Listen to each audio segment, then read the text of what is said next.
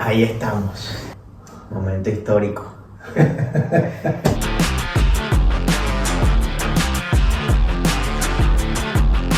Toño, gracias primeramente. Gracias a ti. Por estar aquí en el canal. Gracias por tu tiempo. Gracias por todo lo que me has enseñado a lo largo de mi vida. Gracias por todo lo que has hecho por el tenis colombiano, específicamente en el Atlántico. Tantos años dedicados a dar la vida por el tenis. Y bueno, feliz de que estés aquí, feliz de que podamos compartir esta charla. Y quiero hablar un poco. Alguna vez te pregunté de todo lo que habías hecho en el tenis.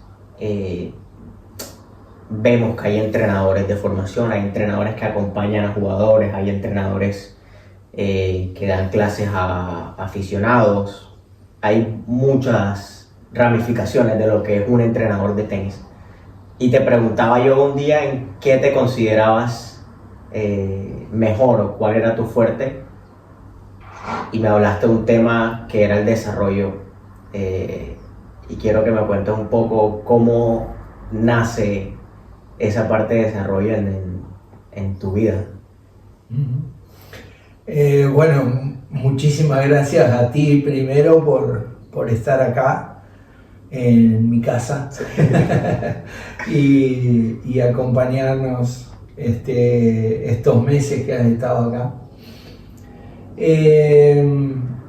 Y bueno, yo creo que digamos, yo lo que te decía aquel día era que digamos, yo me dediqué a muchas cosas. Me di cuenta que era un especialista en desarrollo el día que empecé, digamos, el día que fui consiguiendo cosas que iba haciendo. Por ejemplo, yo arrancaba una escuela de tenis con nada. A mí nunca me llamaron de un club que tuviera 400 alumnos y me dijeran, mira, acá están las 10 canchas del club, tenemos una escuela funcionando, hacemos torneos, todo. No, nunca me llamaron de ese lugar. Siempre me llamaron de lugares que necesitaban desarrollo. Empezar. Claro. Okay. Entonces, eso fue lo que me pasó. El primer lugar donde estuve, que fue Chascomús, que llegué y la gente creía en Chascomús que la pelota había que pegarle fuerte a las líneas y pasarla a 1 centímetro de la red. Eso es lo que creía la gente.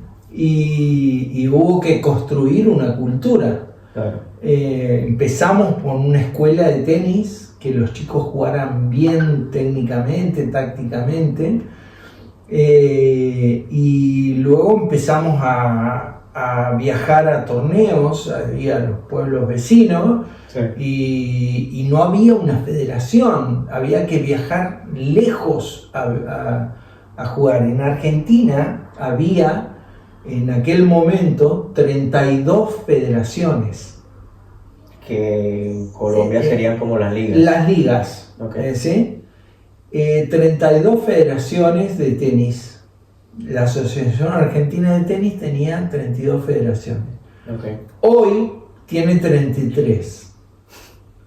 ¿Sí? Porque se formó la Federación de Tenis de la Cuenca del Salado, que la formamos junto con la gente de General Belgrano y Monte y bueno, otros lugares, y hoy incluso está en una localidad que se llama Dolores, la sede que Dolores inicialmente no estuvo, en los primeros 15 años no estuvo, y después se incorporó a la federación.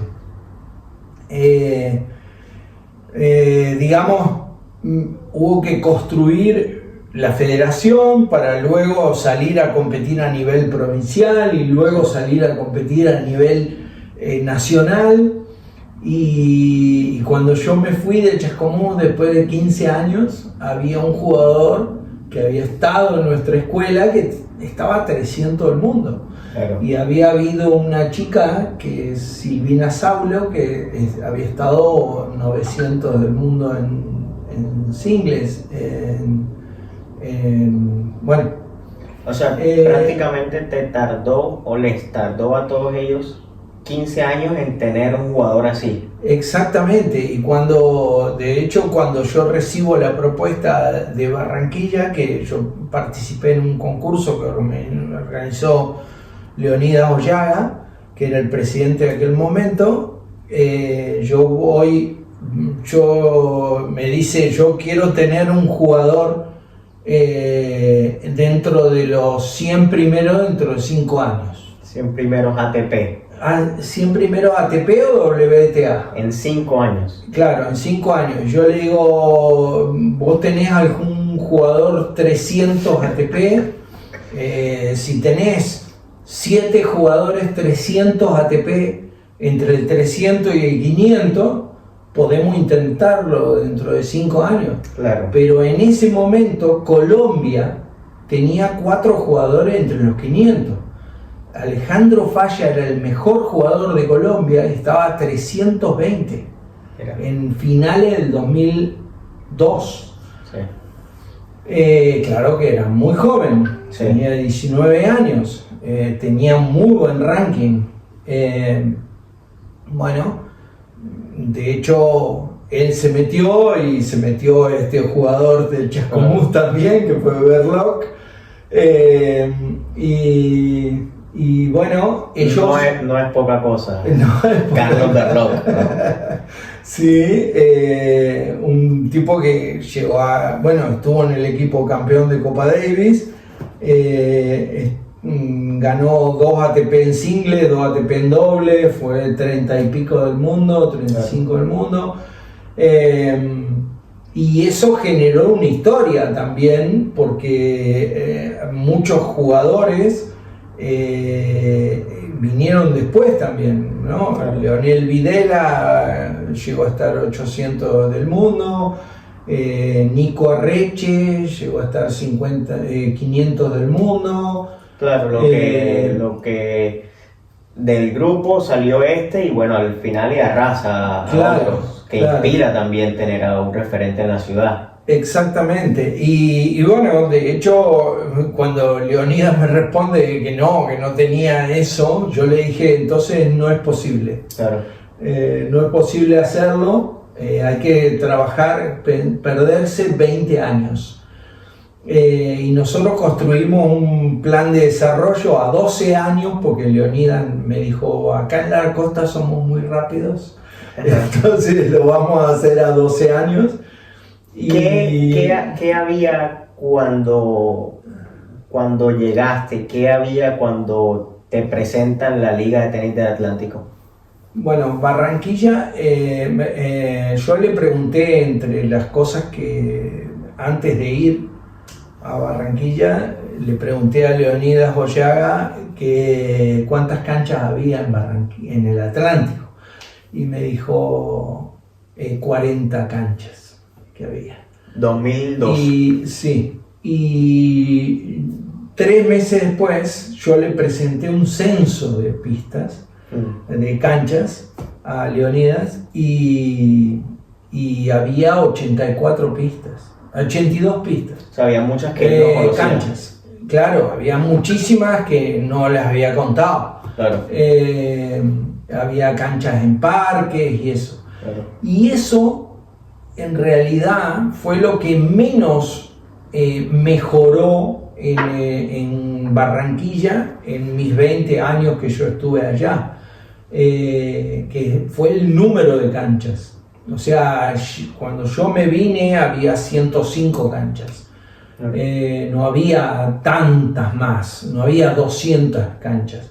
Lo que sí había mejorado era que el Cesar tenía una sede, que Montería tenía canchas públicas. Tenían ligas también. Claro. Entonces, bueno, Montería no tenía la liga todavía, más cerca estaba Sucre de tener la liga en ese momento, pero ya Cesar la tenía y tenía un profesor y trabajaban y organizaban torneos. ITF, futuros y... Claro, pero en Barranquilla... en Barranquilla lo que había era Marjorie Franco, tu tía, que había sido, mejor dicho, perdón, no, sigue. Que era 4 del mundo bueno, yo llegué y ella... En esos días que yo llegué, ella había ganado un torneo en Centroamérica, en Costa Rica, el Coffee Bowl, y después en Venezuela, y qué sé yo, en dobles, y se metió 4 del mundo en dobles en junior. Claro. ¿Sí? No tenía ranking WTA. Y en esa época el ranking junior estaba dividido entre singles y dobles. Ella era 40 en singles y era 4 en dobles. Bueno, ahí con ella intentamos hacer un paso al profesionalismo, incluso trabajamos muchísimo en tierra porque ella no jugaba bien en tierra, y en polvo de ladrillo, y bueno, y en Barranquilla no había otro jugador, o sea, había un jugador que tenía 14 años, o sea, estaba entrando en la categoría de 14 años, que era 10 del país. Que era Vendek. Y no era Vendek. Y ya te digo, que era Jaime Suárez, Quique, Quique Suárez. Y bueno, él estaba 10 del país, y de ahí, del 10 al 30 o 40 del país, había 20 jugadores. O sea, había un trabajo hecho, porque había estado Salomón Levy, había estado otro entrenador, un caleño que no me acuerdo ahora el nombre, pero ellos habían logrado hacer una base, digamos, pero faltaba muchísimo trabajo. Había que tener una base mucho más grande, había que viajar a los torneos. Barranquilla en ese momento tenía 4 torneos nacionales, que eran 4 ascensos, que eran como grados 4. Sí, lo que ahora es un grado 4. Claro, entonces era todo lo que había. Y después había 4 torneos de adultos, que era la Copa Olímpica, la Copa Matamoros en Caujaral, y la Copa Gase del Caribe en el Country, y no me acuerdo qué otra, pero había 4 torneos de adultos, 4 torneos de niños. Bueno, creamos un circuito local, creamos escuelas, hicimos capacitación de entrenadores para que hubiera capacitación. No había profesores certificados, por ejemplo. En Barranquilla. Claro, había uno solo que había venido de Medellín a dirigir la escuela del country, que era Iván Tobón, hermano de Miguel. Iván había dirigido dirigía la academia, era nivel 1 de ITF. O sea, hoy hay más de 10 nivel 3 ITF. Hay 20 y pico nivel 2 de ITF, y hay 60 a nivel 1. Ahora certificados. Entre esas canchas, cuando llegaste, no existía lo que hoy es el parque de raquetas. El parque de raquetas no existía, pero ya lo tenía la liga. No lo tenía la liga, sino que una empresa urbanizadora Sí. que era de Gases del Caribe, de Gases del Caribe, no, perdón, de Cementos Caribe, Ajá. una urbanizadora, tenía ese predio que hacer un parque, el parque de Requeta.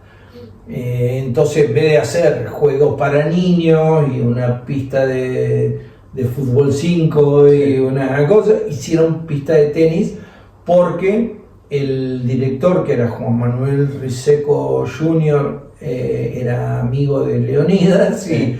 y le dijo, hagamos esta pista y luego se lo damos a... Se construyeron 7 pistas primero, que son las 7 de arriba. Sí. Y bueno, nada. ¿Cómo fue ese proceso de pasar una academia de 4 canchas a 7? Bueno, Y era así, muy buena pregunta esa, porque no había público para 7 canchas. Okay. ¿Me entiendes? Lo que pasa hoy en Barranquilla Que no es hay... casualidad, no es casualidad, es Claro. fruto de un trabajo de muchos años, Claro. donde se hizo el tenis popular. Totalmente. O sea, el tenis en Barranquilla no era popular. Lo jugaba solo gente Rica. de los grandes clubes. Sí. Y Muy exclusivo era. Muy exclusivo, que podía pagar una cuota de 500 euros en un club. Sí. Y tener una acción que valía 20.000 euros, no sé. Sí. Entonces, en ese momento había fallecido Javier Ollaga. Uh-huh. Yo no lo conocí, yo llegué después, y Leonidas tenía el legado de poder cumplir lo que Javier decía, que era...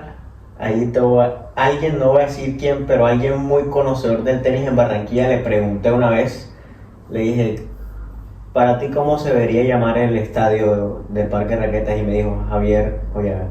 Sí, sí, mucha gente lo decía, porque Javier Ollaga fue el inspirador, por ejemplo, de Leonidas. Sí. Y de mucha gente. Fue el que consiguió el Mundial Juvenil que estuviera allá. Fue un amante del tenis. Todo esto yo lo digo por cuento, porque no lo conocí. Pero me acuerdo que en aquel momento decía, Leonidas decía, Javier decía que que hay que sacar el tenis de los clubes sociales para que fuera popular. Claro. Para así van a venir jugadores de tenis. De hecho, Javier y Leonidas hicieron las canchas del Parque Eugenio Macías, Claro. de donde salió la mejor jugadora de Barranquilla.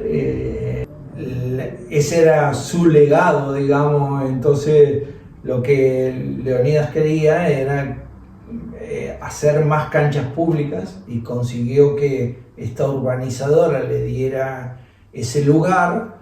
Ese lugar se hicieron, la empresa, la urbanizadora le hizo todo el movimiento de tierra, el parking, y le hizo las 7 placas de asfalto. Sí. Y el cerramiento de las pistas.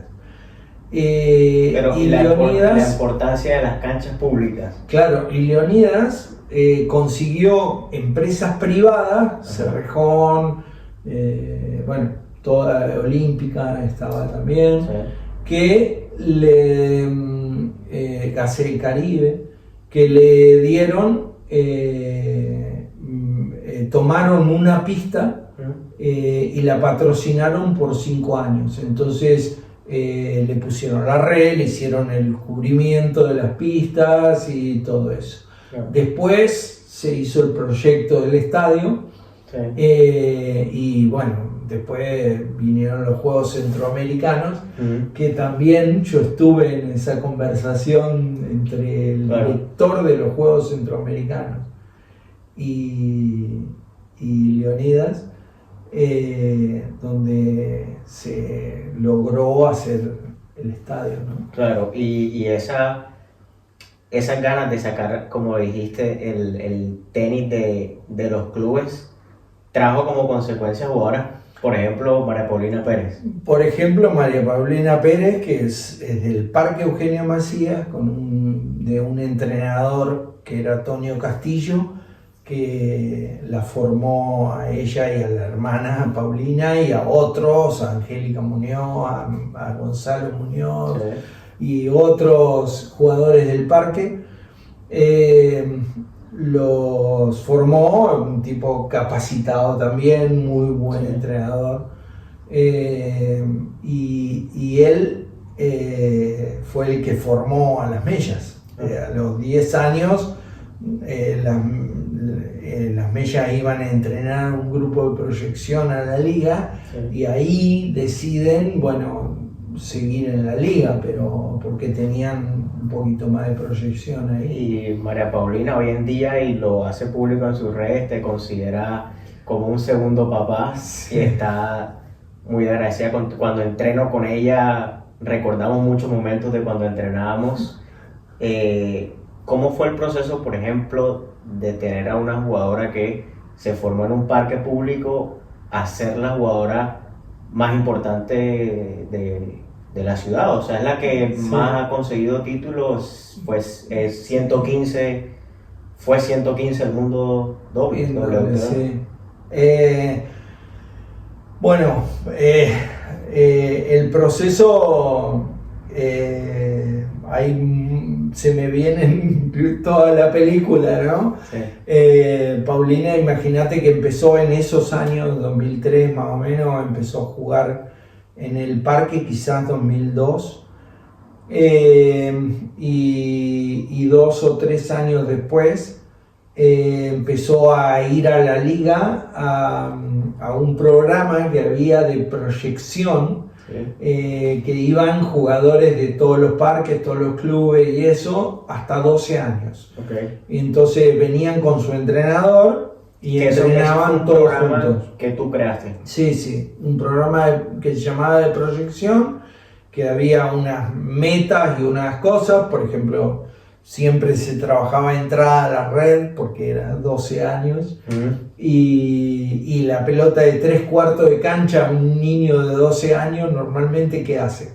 Pega y se vuelve para atrás. Entonces se trabajaba esa pelota, approach, y ir a la malla para aprender y crear el hábito de ir a la red en la pelota corta. Claro. Bueno, y otras cosas, se trabajaba mucho cuestiones técnicas y biomecánicas, y se hacía también un trabajo físico y había mediciones cada 4 meses, que se hacían mediciones antropométricas. Luego empezó a viajar a los torneos nacionales y se convirtió en una de las mejores jugadoras de Colombia. Claro, junto con otros. Claro. Primero en Colombia, Paulina y Paula Andrea, y junto con Mariño, con Santiago Gutiérrez, con todos ellos, ¿no? Que fue la generación que fueron mis referentes. Claro, anterior a la tuya. Sí. Es 6 años más que vos, 5 años más que vos. Y bueno, y después de ellos empezaron a viajar a Sudamérica. Yo me acuerdo, el día de hoy, que nosotros vamos a la gira a COSAT. Va Edwin Movilla a Venezuela y yo lo empalmo en Cali, Él trae los chicos a Cali y se vuelve a Barranquilla.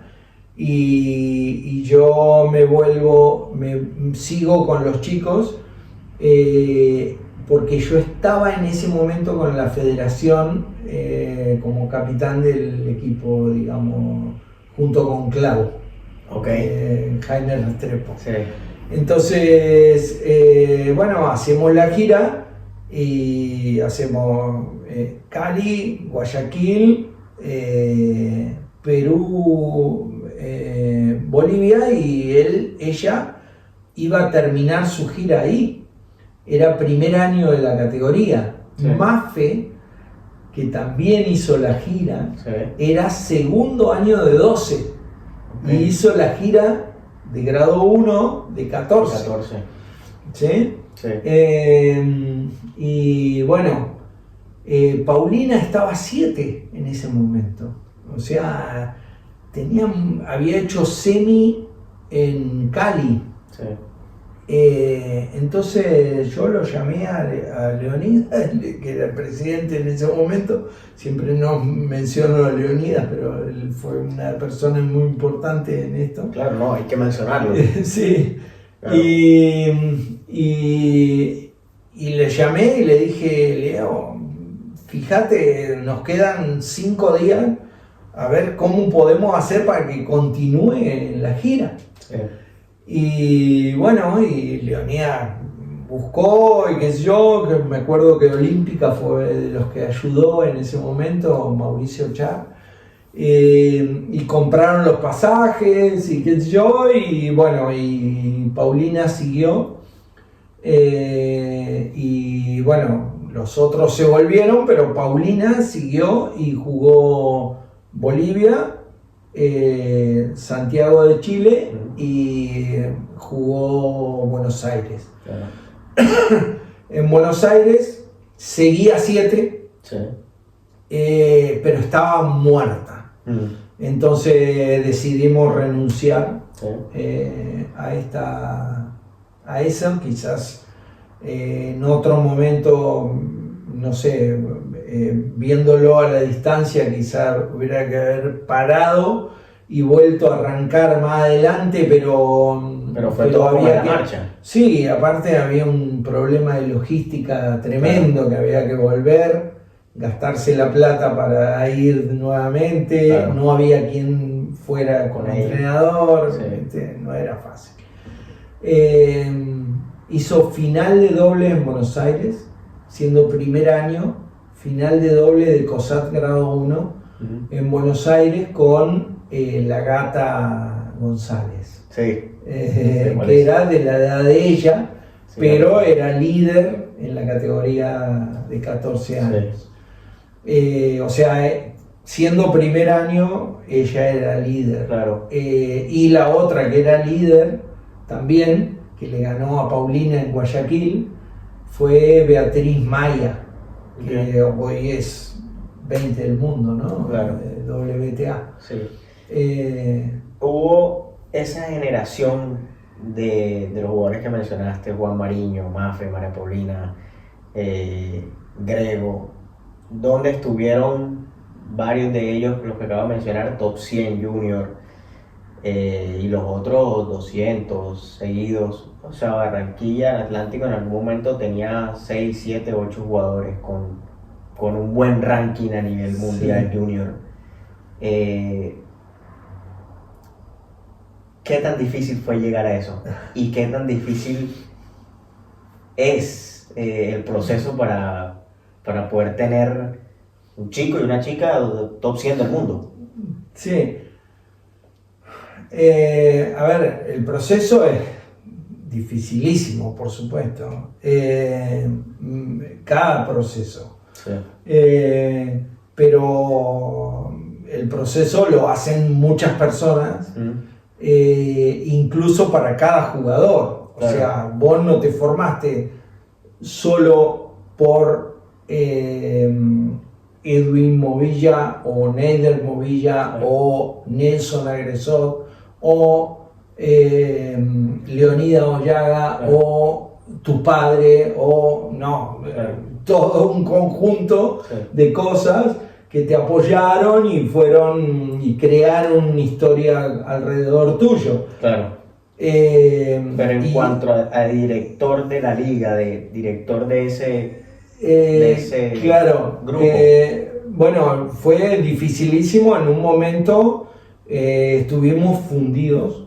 Estábamos, de hecho, la administración final de la liga en mi periodo tenía un solo objetivo, que era no tener déficit, porque habíamos sufrido 6 años de déficit.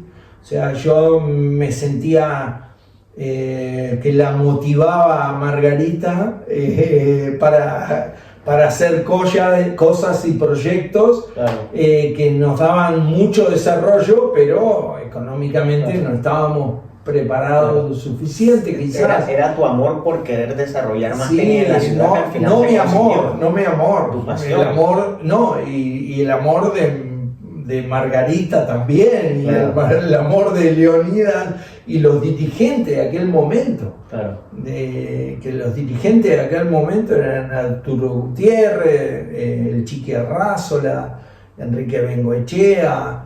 O sea, era gente que estaba muy metida en el tema, muy metida. O sea, Quería se que el hablaba tenis de tenis creciera. en las reuniones de comité, se hablaba de tenis. Claro. Y se discutía sobre tenis, y me preguntaban a mí, y yo le decía, y yo peleaba con el Chiqui, es que Chiqui, tenemos que viajar, y el Chiqui decía, no hay plata para viajar, y yo decía, bueno, entonces no hagamos más nada, ¿no?, con estos chicos, porque no van a llegar a nada. Claro. Bueno, y así con muchas cosas, ¿no? Pero te quiero decir, fue una pelea por todos lados, y por ejemplo, creación de programas. Se creó el programa de Francia, que empezamos a ir a Francia, y que finalmente la liga no lo asume, sino que lo asumo yo como parte privada, porque la liga no quería asumir el compromiso de hacerlo, pero el programa de Francia, la idea era ¿cuál? La idea era que los jugadores que eran estrato 3, 4, 5 en Barranquilla pudieran llegar a jugar en Europa mucho tiempo. Claro. Y estando, ¿por qué? Porque el tenis estaba en Europa. Claro. Sobre todo en ese momento estaban mujeres y varones en Europa, el tenis. Hoy está un poquito más dividido la cosa. Estados Unidos tiene mucho, pero en ese momento no tenía nada.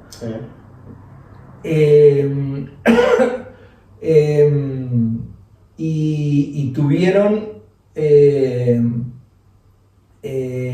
bueno, llegó un momento que Europa tenía el 75% de las mujeres del ranking entre las 100 y el 75% de los hombres. O sea, claro, era todo.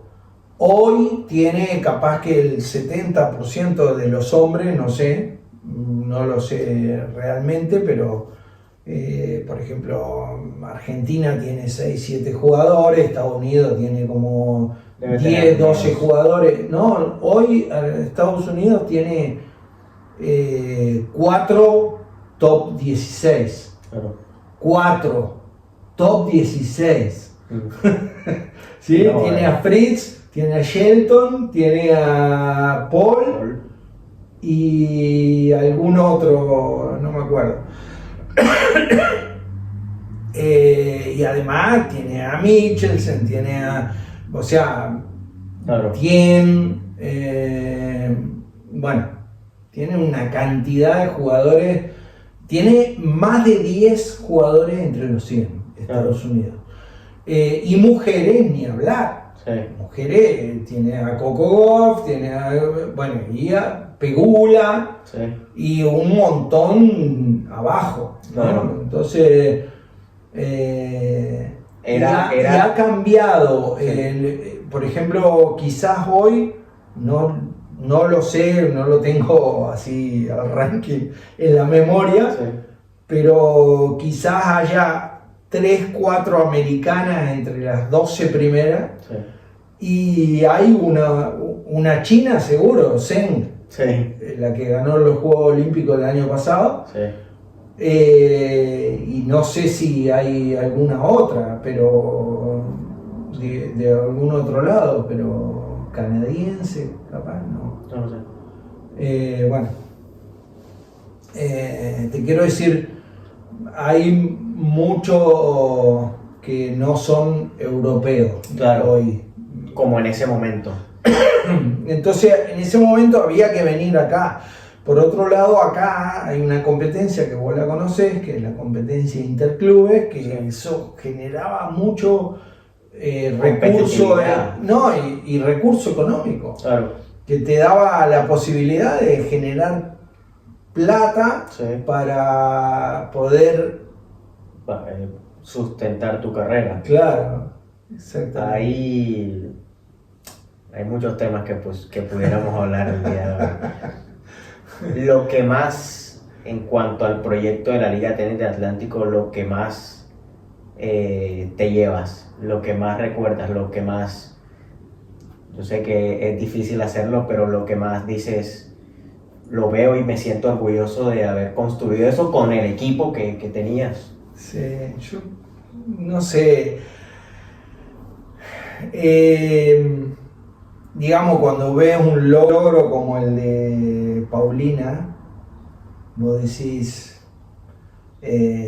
pucha, qué difícil es sacar eso, Sí. ¿no? Una mujer que ganó un WTA 250, un doble. Mafe, por ejemplo, que ganó un 80.000 en dobles, Sí. también en Saint-Malo, en Francia. Los torneos que organizamos, o sea, hubo un momento que teníamos 40 torneos al año, más de 40 torneos al año. Sí. Teníamos 8 torneos de adultos al año.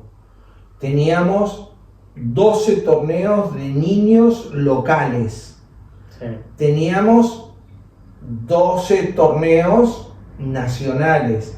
Y teníamos un torneo de silla de ruedas, un torneo con $10.000 de premio en Sí. silla de ruedas. Un torneo con COSAT, un ITF, un futuro, un Challenger, un futuro femenino, un Challenger masculino, o sea, había mucho, ¿no? Claro. Pero si me das todo,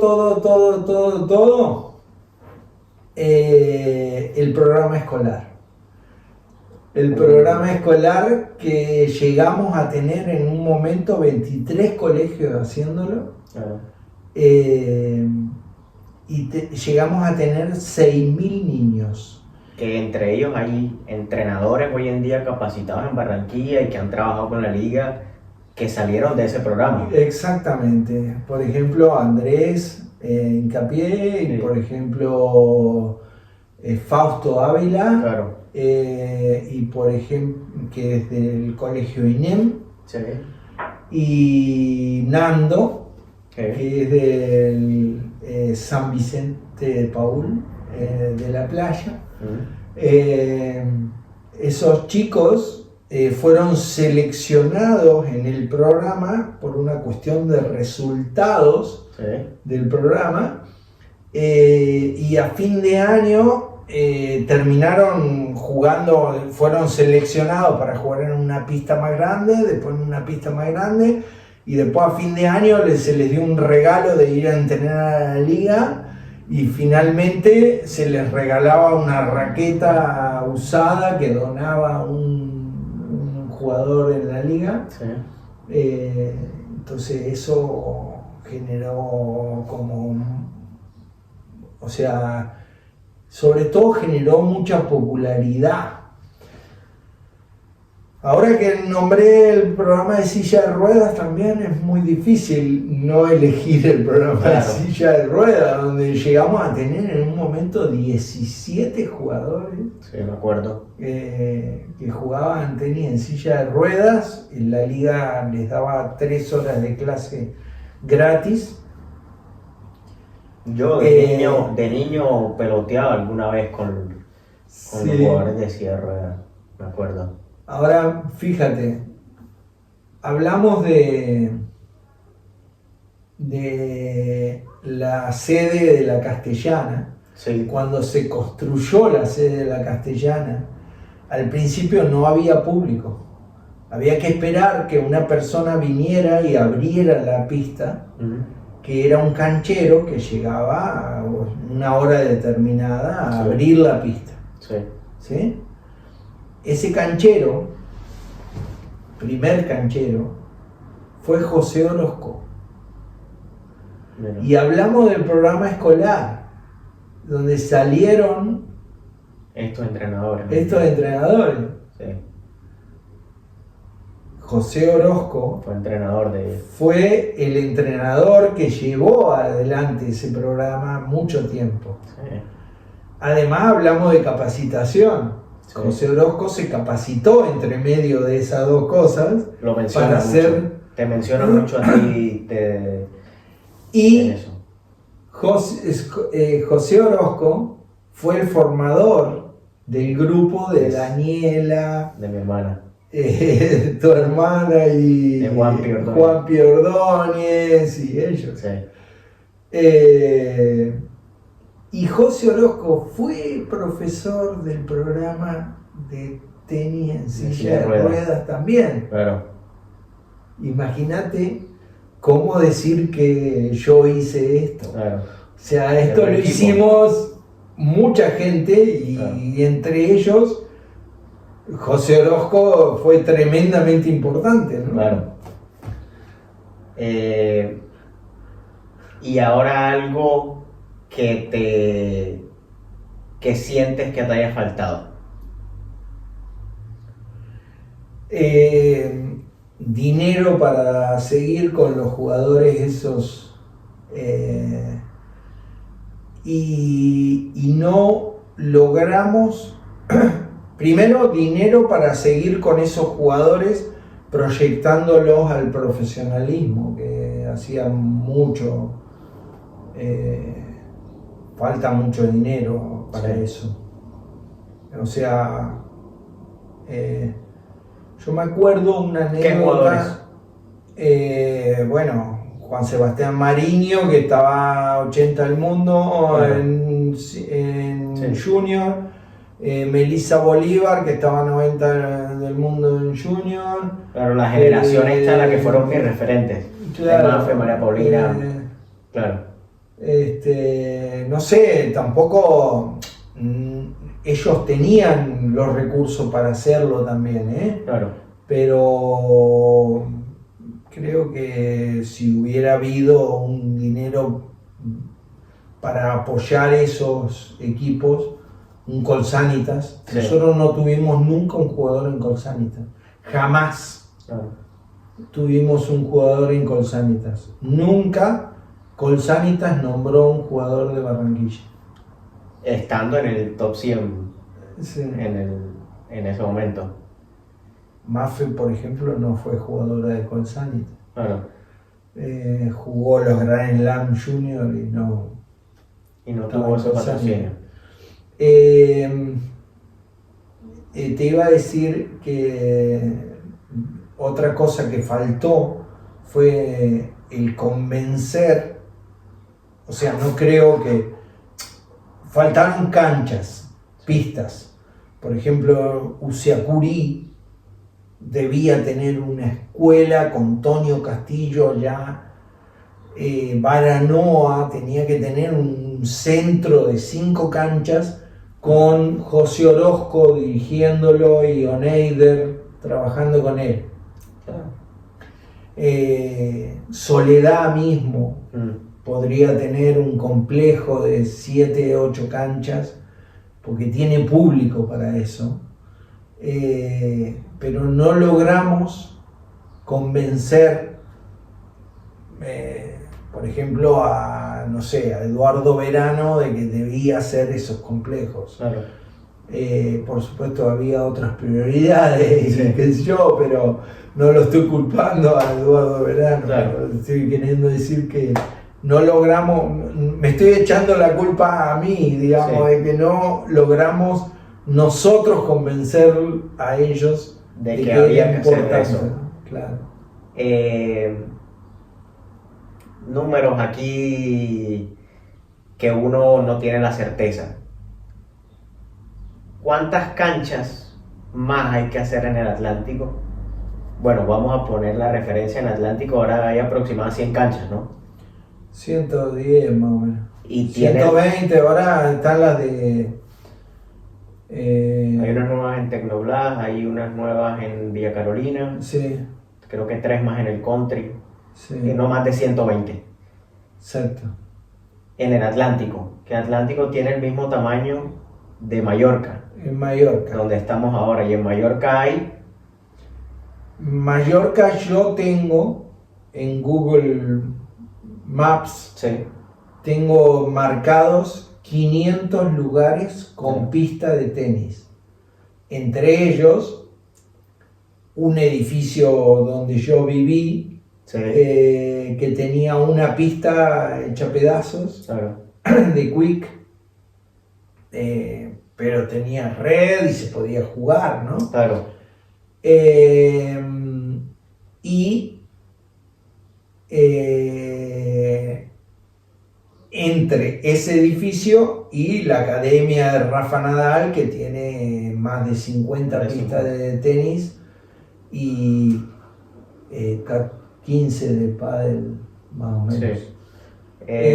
No, lo que te Digamos 500 lugares con pista de tenis, ¿sí? Por ejemplo, el Sporting tiene 7. Claro, El Viva en O sea, hay Lago, más donde de trabajamos 500. nosotros, más de hay 500 4. canchas. Hay más de 500.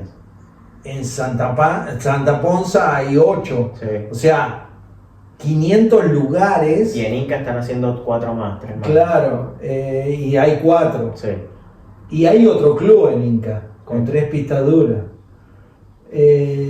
¿cuántas? O sea, quiero decirte, probablemente, no sé, creo que debe haber 1500 canchas, 1500 canchas aquí.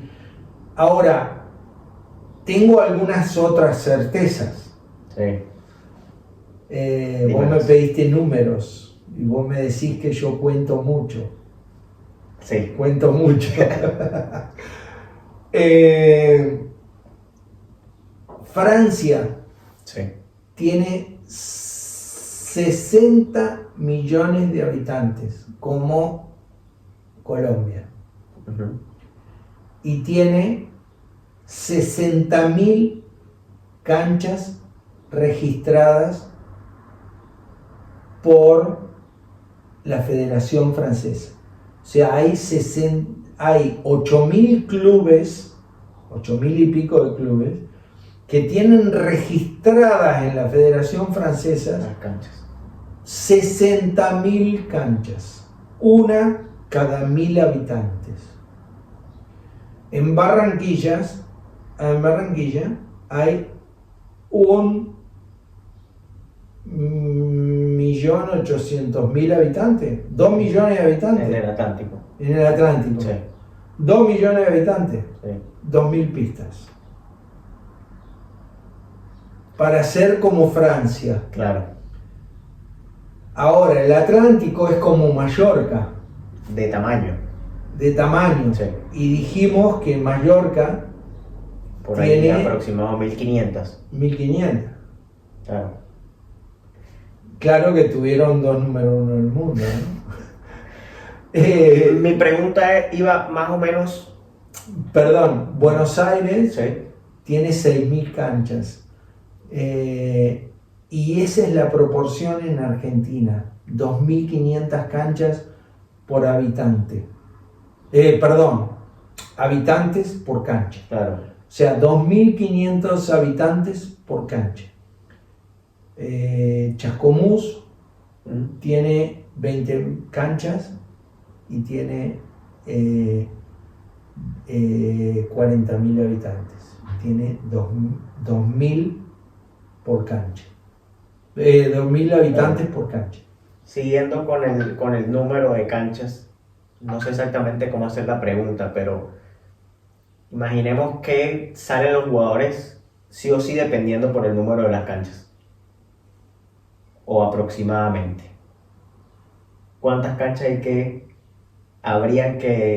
tendríamos que tener para que salga un top 100 ATP? ¿En Colombia? No, en Barranquilla. 2.000. El día que, en proporción, el día que haya 2.000 canchas, hay una máxima probabilidad de que salga. Bueno, pero tuvimos un top 125, 115, ¿no? Una 115 en dobles. No habían 120 canchas cuando se formó. Claro, exacto. Toño, muchas gracias. Gracias a ti.